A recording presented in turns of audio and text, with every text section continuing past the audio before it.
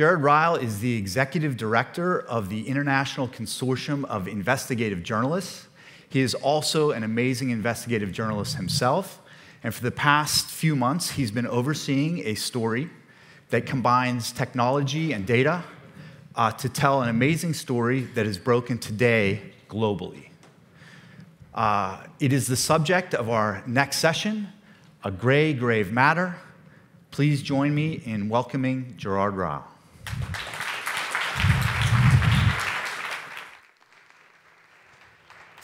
Good morning.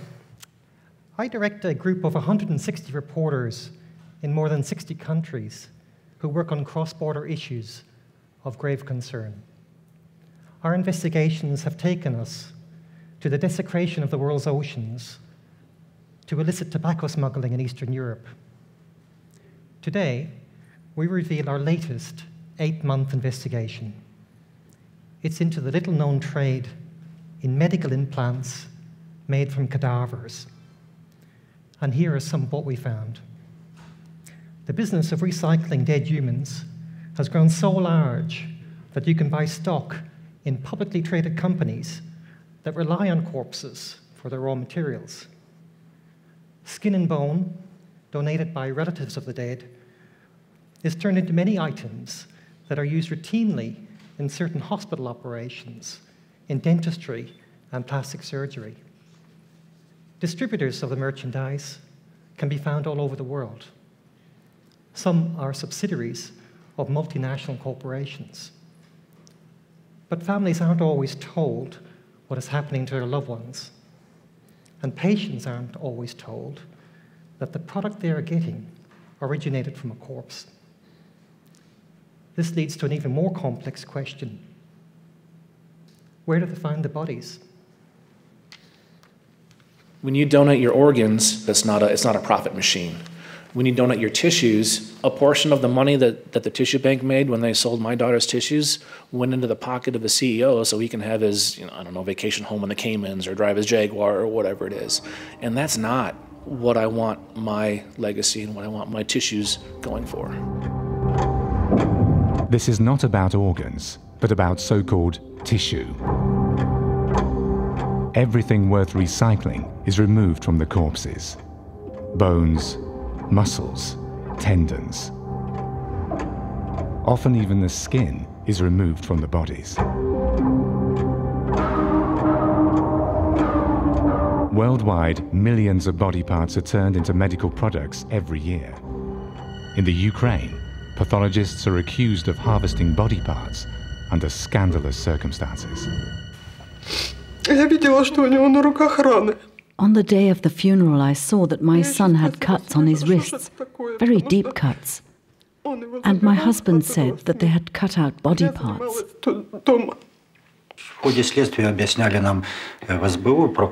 In court, we learned that they had sold body parts as anatomical material. Human beings don't do such things, taking advantage of our tragedy. Everybody receives a cut, from the facilities where the procedures are being taking place, to the couriers, to the staff that's doing it, to the operations, to the processing folks. The only people that don't have any monetary gain are the donor families. The company that we shipped our skin to actually had awards for the procurement techs that could recover the most skin on any particular donor. When you're sitting in a staff meeting and you're awarded, it was called the Golden Dermatome Award for getting as much skin as you could off a donor. It's just wrong.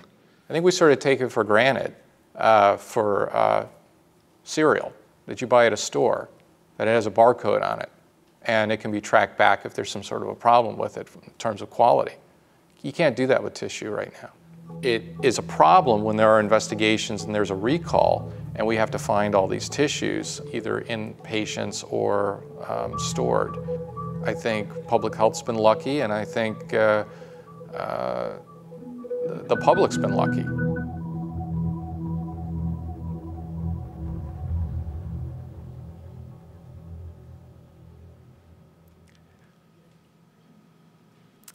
Next, we are going to show a rather unique narrative format.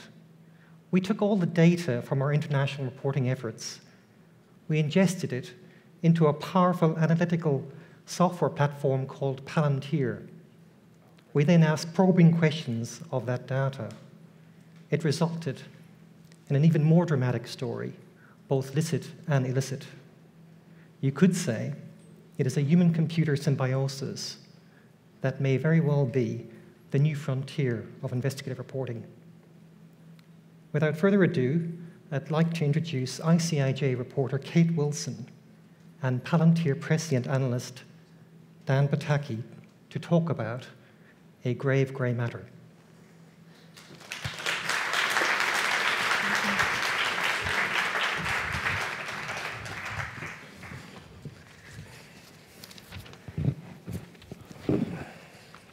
Good morning.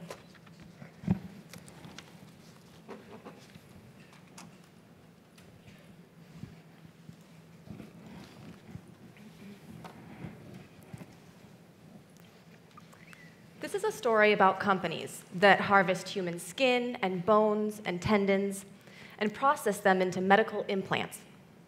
It's $1 billion business, giving human tissue a second life. You might ask, what's wrong with that? In fact, you might know someone, like we do, who's walking around with a corpse tendon that repaired a busted knee. This is a legitimate industry, for the most part. These products can heal, even save lives. But given the theme of this conference is illicit networks, I'm going to tell you 2 stories about how illegal tissue can feed that legal market. Here's the cast of characters you'll hear about. A Florida company called RTI and its German subsidiary Tütingen, a Ukrainian morgue named Nikolaev, a Russian coroner named Igor Alashenko, and a former dental surgeon named Michael Mastromarino. One last thing before we get into the guts of the story. Our team looked at 200 companies. We talked to industry insiders and government officials, surgeons and convicted felons. We read thousands of court documents, regulatory reports, corporate records, internal company memos.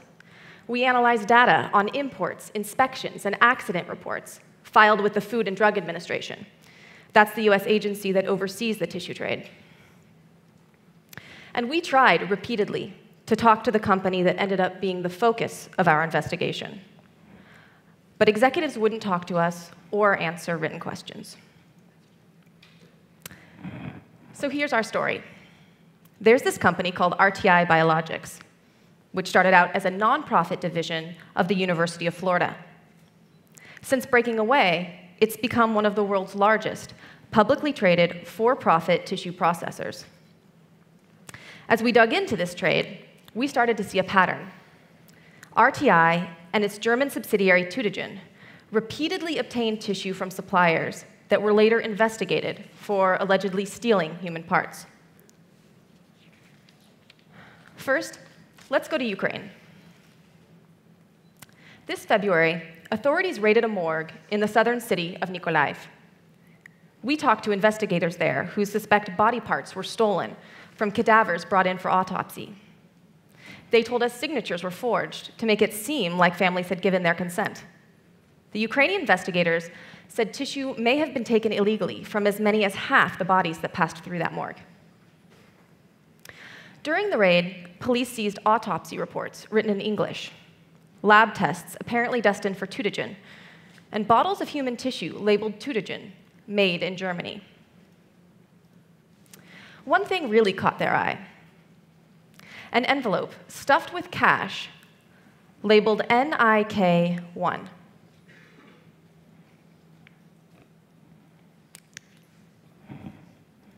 That's the US government's abbreviation for the Nikolaev morgue. See, the morgue was registered as a tissue bank with the FDA. What's interesting is the phone number listed for that morgue is identical to 24 other Ukrainian morgues also registered in the US. When we called that number, we reached an automated system for Tütingen. The company makes medical implants out of human tissue. In early 2008, Tütingen merged with RTI. Remember, that's the big American tissue processor.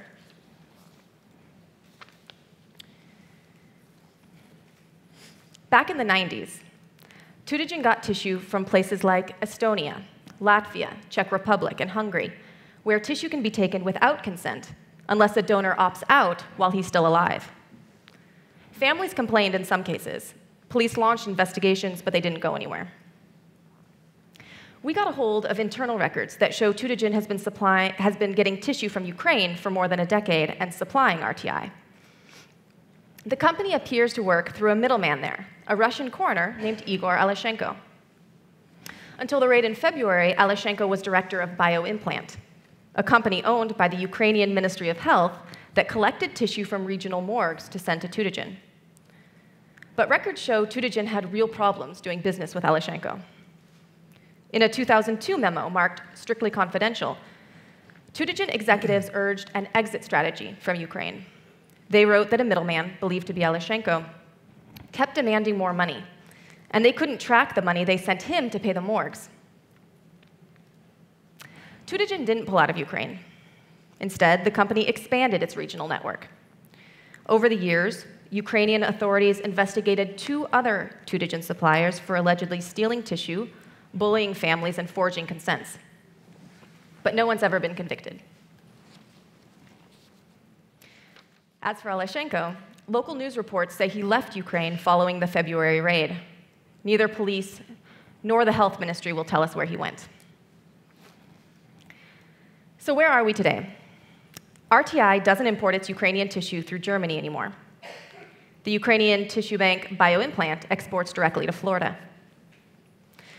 But foreign tissue is actually a small part of RTI's supply chain. Like other big players, RTI gets most of its tissue in the United States. The problem is industry is changing and growing so fast that US law hasn't kept pace. And that brings us to our second story. Here at home, RTI runs a nonprofit called RTI Donor Services.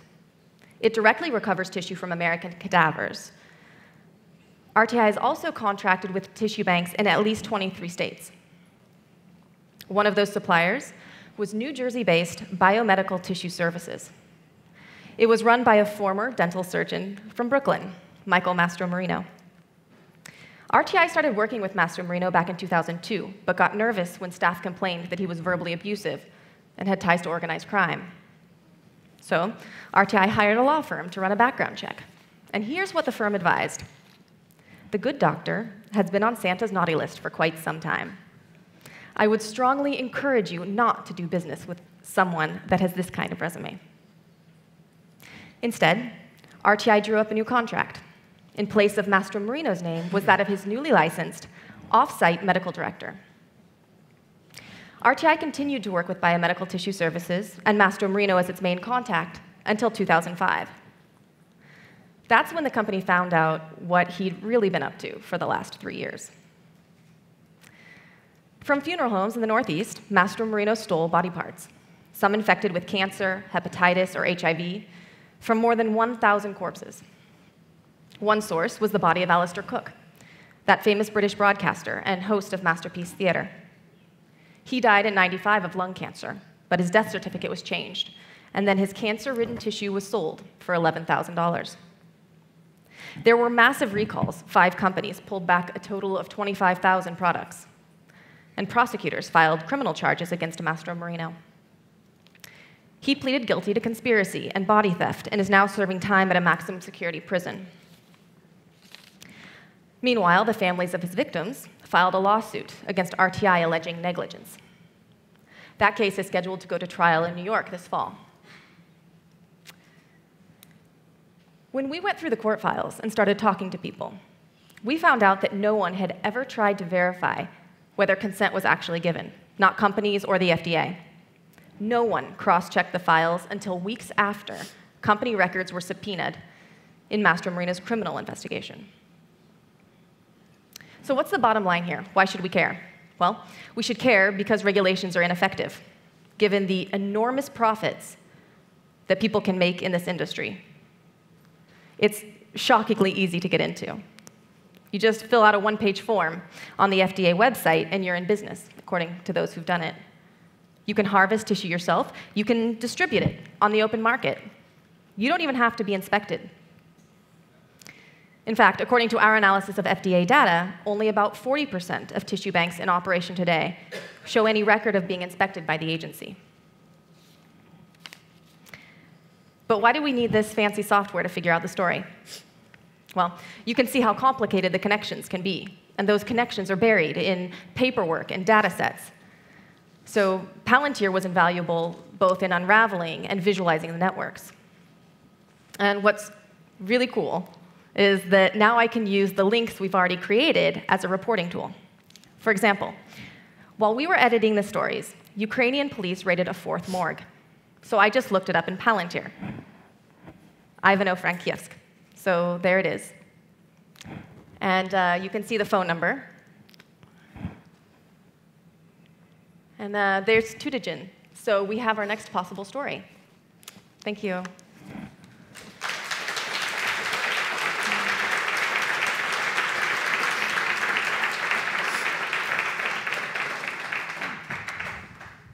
We're going to open this now up to questions, and for that I'm going to invite on stage Jason Payne from Palantir. And I also wanted to mention that aspects of the story today are going to be run on NPR. It's already on the Huffington Post, Newsday, the largest paper in the world in Japan, Le Monde in France, major newspapers in Spain, Brazil, outlets in Uganda, Chile, Ukraine, both TV and newspapers in Australia, and on television in South Korea. And we're also expecting a couple of magazine follow-ups in Costa Rica and with Stern magazine in Germany. And I'm sure I'm leaving someone out. Questions? Yes. So my name is Ron Noble. I'm the Secretary General of Interpol, an international police organization that embraces 190 member countries. And my question to you is, the data that you've collected that links a variety of individuals and entities to clear transnational criminal conduct, how can Interpol or our police institutions get access to that data? Well, there's very limited data. What you're seeing here is a snapshot. It's the best information we have, and it's super limited because the US government doesn't track anything that's exported, and we're the largest exporter in the world. We supply an estimated 2/3 of the world's supply of tissue products, and yet the government has no idea where they're going. So the World Health Organization has been trying for years to gather all of this information and has been unsuccessful. So it's a good question. I mean, so could I ask one follow-up question on a related topic? Interpol is trying to create this Interpol Global Register, which allows individuals, entities to track and trace a variety of products by following the unique identifiers on this. Now, during the presentation, you mentioned at times there's a requirement to recall tissue. My question is, have you come across any way of uniquely identifying or marking these tissues or other items? There is an effort underway by the US government and by some governments around the world to put barcodes, unique identifiers that would, like blood, be able to be tracked globally, but it's not in place now. So it's up to every, not only every country, but every unique tissue bank that has their own unique way of identifying tissues, but the governments do not. Well, I think this is one challenge for us to see if we can create some kind of gateway that would allow the tracking and tracing of this unique tissue. And as Interpol Secretary General, I commit myself to trying to help our organization and member countries do something about this. It's very impressive. Thank you. Shocking, but impressive. Thank you. Thank you.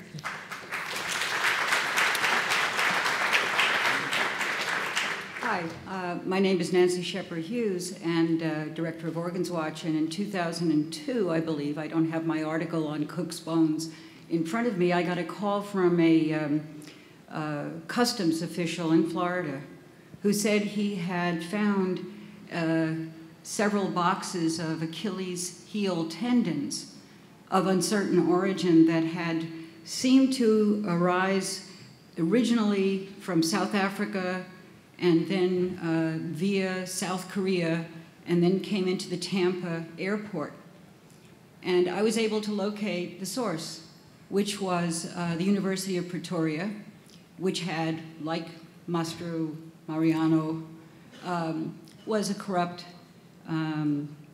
pathologist who had been removing without consent from black South Africans' tendons that were then shipped. This case was rejected. The prosecution never happened. So I think the problem is Food and Drug Administration, when I contacted them, did not care. There was one woman, Edna Bloom, now dead, who did care. She said, it's too extensive. We don't have the power. We don't know how to connect the dots. So my question, I guess, is if you have US agencies that don't care, that what actually the US government gave amnesty to, I won't name this man because he would probably shoot me, who was removing these tendons, now teaches in New Jersey. He got a job with the help of the US government and the US Atomic Energy. I have no idea why. So anyway, there's a real problem when it comes to getting the government to really back these things. The US, the FDA, which is sort of the global police on this thing, we asked them, have you ever limited registration based on a country's record of human rights? Or have you ever closed down a bank because of one of these investigations? And they haven't, and they don't. And they weren't even aware of the cases that we've talked about. I mean, Mastro Marino, of course, but the cases overseas, no. For example, the bank that we just finished with, there was 4 coroners were arrested June 25th. It's still actively registered as of this morning with the FDA. And I think it's also not necessarily a question of caring, but it's a question of bandwidth and manpower and the ability to investigate these things. And this is where I think technology can make a very big difference. So to sort of answer your first question, all of this data that we've used for this presentation is almost entirely publicly available. So it's Freedom of Information Acted or FOIA'd from the FDA, it's SEC filings, it's 990s from nonprofits. It's just the matter of being able to integrate that data, fuse it together, work with it at what I'll call is the instinctual level rather than the data level. Perusing through SQL tables to understand that information, those networks are not readily apparent. It's about harnessing data technology to be able to visualize those, work with those in an easy, compelling way. That type of technology, empowering analysts such as the FDA or any other sorts of organizations involved oversight, can bring a tremendous efficiency to then be able to handle these sorts of cases. Jason, if I could just add one thing. So from the user's perspective, when we're working on projects, and then when we look at that one project in terms of the enterprise itself, Palantir makes it very easy to intuitively discover, like Jason said, but also, really at the desk, following those operating procedures that you can implement across the organization. So everyone is thinking and acting and analyzing almost with a, let's say, connected mind. And you saw the networks here that we discovered. Multiple analysts can look at the same network and analyze it in their own way and then share that and collaborate across. And it creates more conversation, it creates perspective.